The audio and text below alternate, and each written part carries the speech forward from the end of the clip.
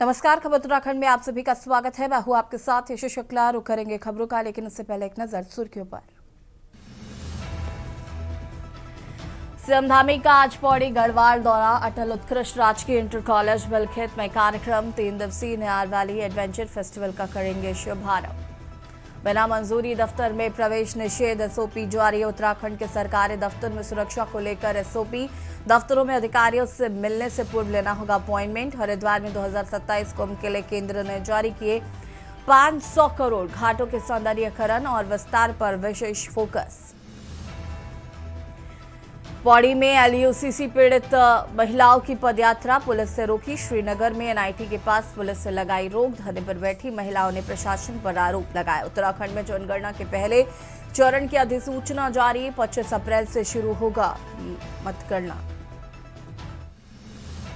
Haridwar DM का देर रात अस्पतालों पर छापा। उपजिला मेला और महिला अस्पताल का निरीक्षण। मरीजों से सीधे ली व्यवस्थाओं की जानकारी। साफ सफाई और इलाज में लापरवाही पर चेतावनी। खबरों का सारथी। देहरादून से खबर आपको बता देते हैं, जहां पर सीएम धामी का आज पौड़ी गढ़वाल का दौरा है। बता दें कि सुबह जीटीसी हेलीपैड देहरादून से करेंगे प्रस्थान। करीब 11 बजे बिलखेत मैदान हेलीपैड पौड़ी गढ़वाल पहुंचेंगे। अटल उत्कृष्ट राजकीय इंटर कॉलेज बिलखेत में होगा कार्यक्रम। 11:15 बजे कार्यक्रम स्थल पर पहुंचेंगे मुख्यमंत्री। 3 दिवसीय नयार वैली एडवेंचर फेस्टिवल का शुभारंभ करेंगे। नयार वैली एडवेंचर फेस्टिवल 2026 का करेंगे शुभारंभ। क्षेत्रीय पर्यटन को बढ़ावा देने की दिशा में होगा ये बड़ा कदम। स्थानीय युवाओं और साहसिक खेलों को मिलेगा प्रोत्साहन। प्रशासनिक अधिकारियों की मौजूदगी में होगा भव्य आयोजन।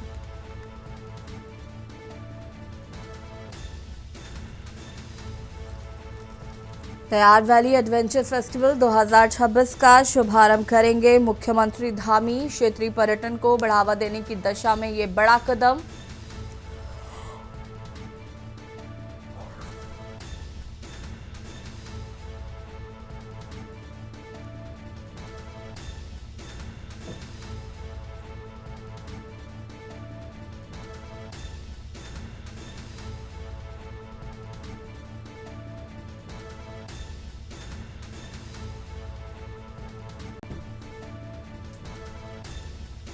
सीएम धामी का आज पौड़ी गढ़वाल दौरा है। सुबह जीटीसी हेलीपैड देहरादून में करेंगे प्रस्थान। 11 बजे बिलखेत मैदान हेलीपैड पौड़ी गढ़वाल पहुंचेंगे।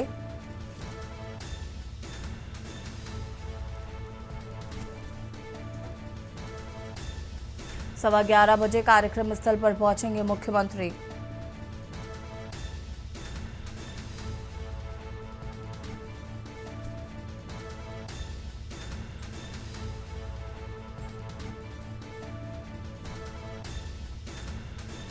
क्षेत्रीय पर्यटन को बढ़ावा देने की दिशा में बड़ा कदम।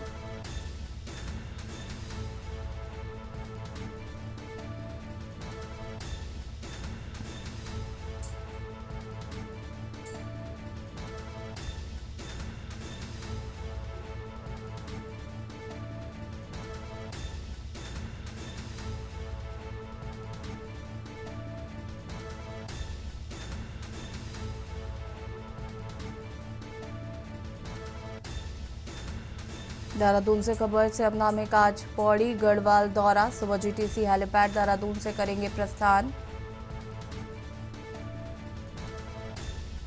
11 बजे बिलखेत मैदान हेलीपैड पौड़ी गढ़वाल पहुंचेंगे।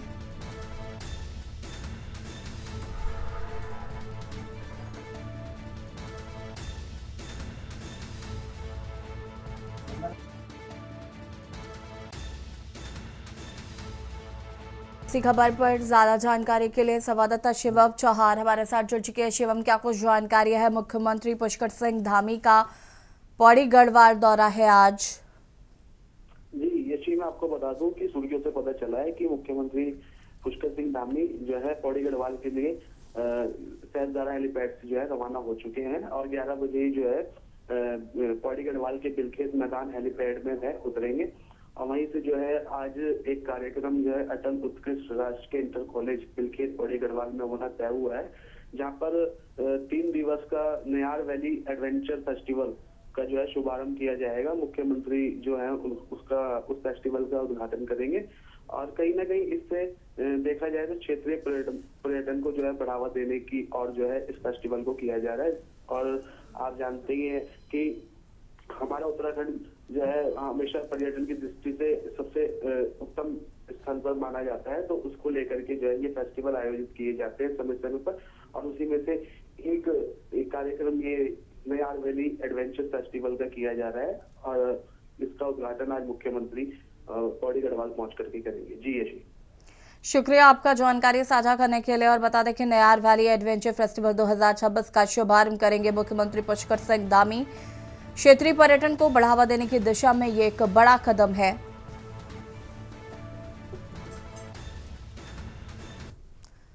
देहरादून से खबर आपको बता देते हैं, जहां पर बिना मंजूरी दफ्तर में प्रवेश हुआ निषेध एसओपी जारी की गई है। उत्तराखंड के सरकारी दफ्तर में सुरक्षा को लेकर एसओपी जारी की गई। सरकारी दफ्तर में सुरक्षा को लेकर सरकार ने जारी किया मानक। बेसिक शिक्षा निदेशक से मारपीट के बाद सरकार ने ये बड़ा फैसला लिया। दफ्तरों में अधिकारियों से मिलने से पूर्व लेना होगा अपॉइंटमेंट। दफ्तर में डिजिटल विजिटर मैनेजमेंट सिस्टम के साथ अलार्म भी लगेगा। वीआईपी भी अपने साथ नहीं ले जा पाएंगे सुरक्षाकर्मी। एक बार में 2 से ज्यादा लोग नहीं जा पाएंगे। अफसर से मिलने के लिए 3 लोग अधिकतम मिल पाएंगे। निर्वाचित जनप्रतिनिधि के साथ सरकारी दफ्तर में दुर्व्यवहार करने वालों पर होगा तत्काल मुकदमा। ज्वलनशील पदार्थ, हथियार, लाठी डंडा आदि वस्तुओं पर रोक लगी रहेगी। ऑफिस में निजी सुरक्षा कार्ड भी सचिव की अनुमति के बाद तैनाती। एक बार में 2 लोगों से ज्यादा नहीं जा पाएंगे मिलने के लिए। 3 लोग अधिकतम मिल पाएंगे। निर्वाचित जनप्रतिनिधि के साथ सरकारी दफ्तर में दुर्व्यवहार करने वालों पर तत्काल मुकदमा दर्ज किया जाएगा। ज्वलनशील पदार्थ, हथियार, लाठी डंडे आदि वस्तुओं पर पूरी तरीके से रोक लगाई गई है। नई एसओपी जारी की गई है जिसमें तमाम मानक इंक्लूड किए गए हैं। बिना मंजूरी दफ्तर में प्रवेश निषेध एसओपी जारी की गई। देहरादून से खबर आपको बता रहे हैं, उत्तराखंड के सरकारी दफ्तर में सुरक्षा को लेकर जारी की गई है एसओपी। सरकारी दफ्तर में सुरक्षा को लेकर मानक तैयार की गए हैं। बेसिक शिक्षा निदेशक से मारपीट के बाद सरकार ने ये बड़ा फैसला लिया है। दफ्तरों में अधिकारियों से मिलने से पूर्व आपको अपॉइंटमेंट लेना अनिवार्य होगा। दफ्तर में डिजिटल विजिटर मैनेजमेंट सिस्टम के साथ अलार्म भी लगेगा। वीआईपी भी अपने साथ नहीं ले जा पाएंगे सुरक्षाकर्मी। एक बार में 2 से ज्यादा लोग नहीं जा पाएंगे अफसर से मिलने। 3 लोग अधिकतम मिल पाएंगे निर्वाचित जनप्रतिनिधि से। सरकारी दफ्तर में दुर्व्यवहार करने वालों पर होगा तत्काल मुकदमा।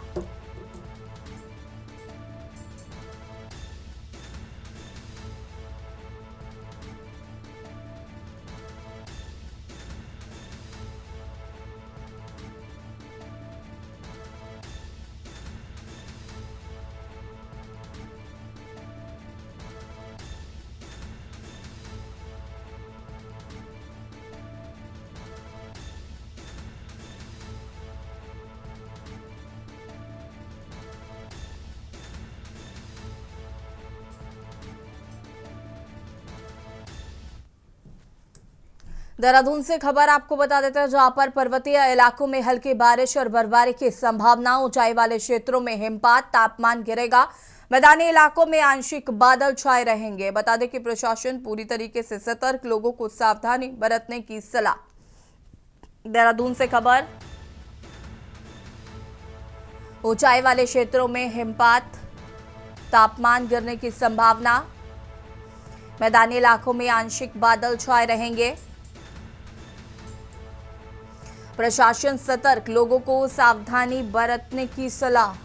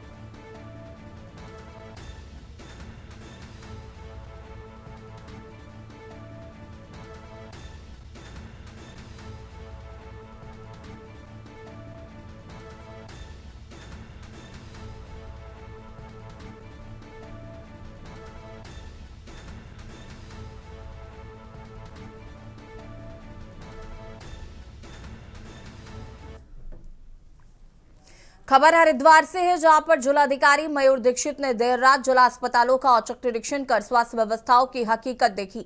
डीएम सबसे पहले उप जिला महिला चिकित्सालय और उसके बाद जिला महिला चिकित्सालय पहुंचे, जहां उन्होंने वार्ड, इमरजेंसी, लेबर रूम, दवा वितरण कक्ष का निरीक्षण किया। निरीक्षण के दौरान उन्होंने मरीजों और तीमारदारों से सीधे बातचीत कर सुविधाओं की जानकारी ली है, समस्याएं सुनी। डीएम ने अस्पताल परिसर में साफ सफाई की स्थिति पर नाराजगी जताते हुए नियमित रूप से बेडशीट और कम्बलों की धुलाई सुनिश्चित करने के निर्देश दिए हैं। जरूरत पड़ने पर नए कम्बल खरीदने और खराब व्यवस्थाओं को तत्काल दुरुस्त करने को कहा है। उन्होंने डॉक्टर और स्टाफ को चेतावनी दी है कि इलाज में किसी भी प्रकार की लापरवाही बर्दाश्त नहीं की जाएगी।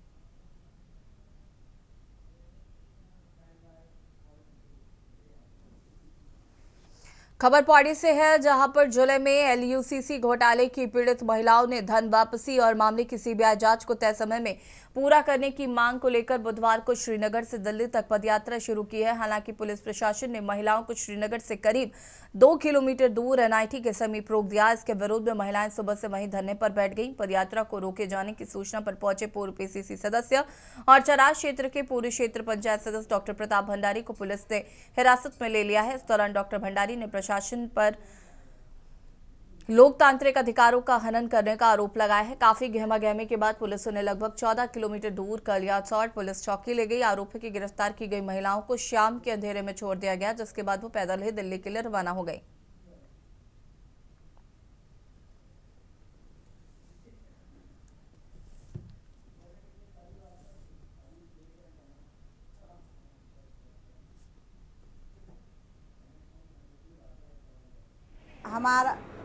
हम एलयूसीसी पीड़ित महिलाएं हैं, जो कि हमने डीएम, एसडीएम से लेकर डीएम से लेकर मुख्यमंत्री से लेकर सबके पास हमारे ज्ञापन जा चुके हैं, लेकिन अभी तक कोई भी हमारे प्रति कोई ठोस कदम नहीं उठाया गया है। हमें केवल सीबीआई जांच का एक झुंझुना पकड़ाया गया है, जिसकी 9 महीने से जांच सुनने में आ रहा है कि जांच चल रही है, लेकिन हमें इस बारे में कोई भी सूचना प्राप्त नहीं की जा रही है कि भाई हम लोग अपनी एलयूसीसी के भुगतान को लेकर के श्रीनगर और से लगभग 350 किलोमीटर दिल्ली तक पैदल यात्रा कूच कर रहे थे, और यहाँ पे हमारे पुलिस प्रशासन ने हमें रोक दिया है, बोला कानून व्यवस्था दुरुस्त करने के लिए, लेकिन हमें रोका जा रहा है, अपराध नहीं रोका जा रहा है। आपने कल ही सुना होगा कि रुद्रपुर में एक माँ बहन बेटी के साथ सामूहिक बलात्कार किया गया। देहरादून में एक बहन को चापड़ से हमला करने की कोशिश की गई। उससे पहले देहरादून में लगातार एक बहन को चापड़ से मारा गया, एक बहन को द्रांति से मारा गया और एक बहन को कर्जी से मारा गया। ऋषिकेश में एक बहन को गोली से उड़ा दिया गया। तो शासन प्रशासन को अपराध को रोकना चाहिए, हमें रोका जा रहा है।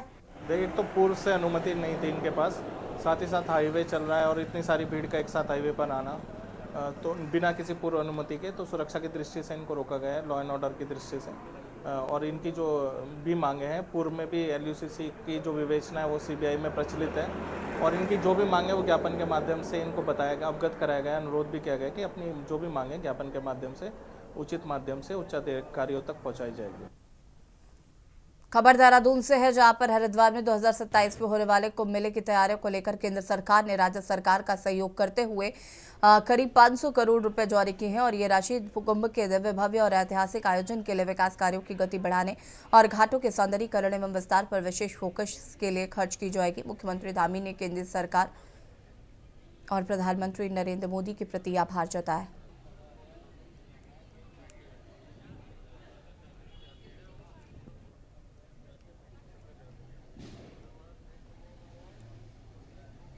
देखिए, मैं माननीय मुख्यमंत्री जी का और केंद्र सरकार का धन्यवाद करता हूं। माननीय प्रधानमंत्री जी लगातार उत्तराखंड की चिंता करते हैं, और जिस प्रकार हमारे यशस्वी मुख्यमंत्री पुष्कर सिंह धामी जी उत्तराखंड के विकास के लिए लगातार प्रयासरत हैं, जब भी दिल्ली जाते हैं उत्तराखंड के लिए कोई ना कोई सौगात लेकर आते हैं। ये जो 500 करोड़ रुपए कुंभ के लिए हमें केंद्र द्वारा स्वीकृत हुए हैं, माननीय मुख्यमंत्री जी के प्रयासों से निश्चित तौर पर जो मुख्यमंत्री जी का सपना है, जो हमारा पहला शाही स्नान 14 जनवरी 2027 को पड़ रहा है, उससे पहले हम जो है सभी कार्य पूर्ण रूप से उनको जो है भव्य तरीके से तैयार कर लें, और हमारा कुंभ भव्य और दिव्य हो, जैसा माननीय मुख्यमंत्री जी का सपना है, तो उसमें हमें इससे बहुत ज्यादा मदद मिलेगी। और यहाँ रुकेंगे छोटे से ब्रेक के लिए, जो हाजिर होता है। आप देख रहे हैं के न्यूज, खबरों का सार। ब्रेक के बाद एक बार फिर से आप सभी का स्वागत है। खबर देहरादून से है, जहां पर विकासनगर क्षेत्र में मिशन सहारा के तहत 3,477 दिव्यांग और जरूरतमंद बुजुर्गों को निःशुल्क सहायक उपकरण वितरित किए गए। और ये पहल जिलाधिकारी सविन बंसल की अगुवाई में जिला प्रशासन और समाज कल्याण विभाग द्वारा संचालित 9 विशेष शिविरों के माध्यम से की गई है। अंतिम शिविर कालसी के सहिया में आयोजित किया गया, जिसके साथ ही एक माह लंबे अभियान का सफल समापन हुआ। भारत सरकार की एडेप और वयोश्री योजना के तहत 30 दिनों के भीतर रायपुर, सहसपुर, डोईवाला और ऋषिकेश समेत पूरे जनपद में शिविर लगाए गए हैं। और इस अभियान के दौरान व्हील चेयर, ट्राईसाइकिल, श्रवण यंत्र और कृत्रिम अंग जैसे उपकरण वितरित किए गए।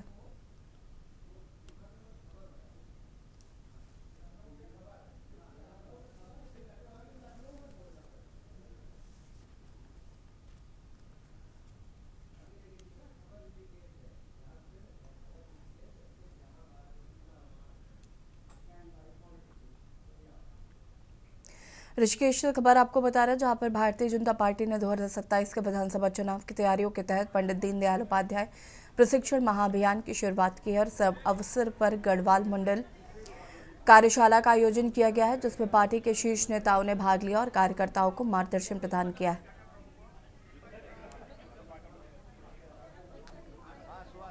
हमारी पार्टी की रीति नीति है कि ये 365 दिन जो एक्टिव रहने वाली पार्टी है, तो प्रशिक्षण है डेफिनेटली, क्योंकि 2027 की सामने आ गया है। इससे लेकर के कई सारी चीजें हैं जहाँ पे अपने कार्यकर्ता काम कर रहे हैं। बहुत सारे नए जो अभी संगठन की टोली बनी है, टीम बनी है, प्रदेश में हो, जिले लेवल पे, मंडल लेवल पे, उन तमाम लोगों को लेके अपने जो देश के यशस्वी प्रधानमंत्री और प्रदेश के यशस्वी मुख्यमंत्री जी द्वारा जो देश हित में और प्रदेश हित में जो कार्य किए गए, उनको पूरी टीम के बीच में रखा जाएगा। और कैसे उसको जन जन तक पहुंचाना, इन तमाम चीजों को लेके हमारे जो है राष्ट्रीय नेता और प्रदेश लेवल के नेता जो है आ जाए। और मुझे लगता है इससे कुछ मंथन करके कुछ अमृत निकलेगा। गढ़वाल संभाग का जो ऋषिकेश जिले में संगठन का अपना गढ़वाल संभाग का जो प्रशिक्षण अभियान यहाँ पर हो रहा है, इससे पहले हमारे प्रदेश का प्रशिक्षण अभियान हुआ था और इसी निमित्त कुमाऊं का, बिरहा और गढ़वाल का यहाँ पर आयोजित किया जा रहा है। तो निश्चित रूप में संगठन को मजबूती और संगठन के रीति नीति पर चलने के लिए ही प्रत्येक कार्यकर्ता को इसमें प्रशिक्षण के लिए सभी लोग अपेक्षित है। तो निश्चित रूप में 2027 का जो चुनाव हमारे बीच में है, उसके लिए प्रत्येक कार्यकर्ता इसमें प्रशिक्षित होकर और अपने अपने क्षेत्र में जाकर निश्चित रूप में भाजपा को मजबूती। कितने मंडल भाग ले रहे हैं इसमें? गढ़वाल संभाग के समस्त मंडल और पूरा गढ़वाल संभाग के माननीय विधायकगण, माननीय सांसदगण और सभी प्रदेश के पदाधिकारी और जिले की टोलियां, और उसमें अपने वक्ता के रूप में 14 लोगों का रखा है, वो सभी लोग इसे प्रतिभाग।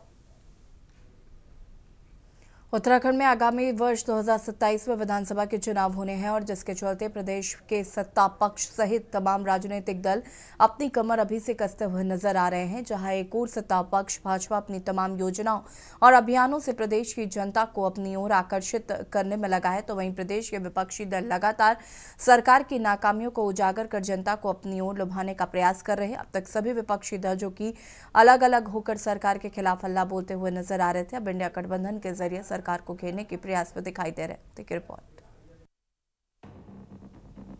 इंडिया गठबंधन के घटक दलों ने आज 25 फरवरी को देहरादून के गांधी पार्क में सरकार की नीतियों के खिलाफ धरना दिया।